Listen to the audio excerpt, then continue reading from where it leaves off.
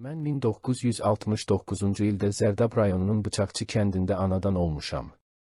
Kənd orta məktəbində və Zərdab Texniki Peşə məktəbində təhsil aldım. 2 il Sovet ordusunda xidmət etdim. Hərbi xidmətimi bitirdikdən sonra kolxozda işlədim. 93-cü ildə torpaqlarımızın müdafiəsi üçün Qarabağa yollandım. 702 sayılı hərbi hissənin tərkibində Füzuli rayonunda döyüşdüm.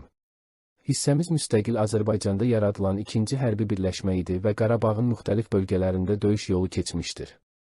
93-cü ilin son aylarında, 94-cü ilin əvvəllərində ordumuz cəbhədə üstünlük qazandı.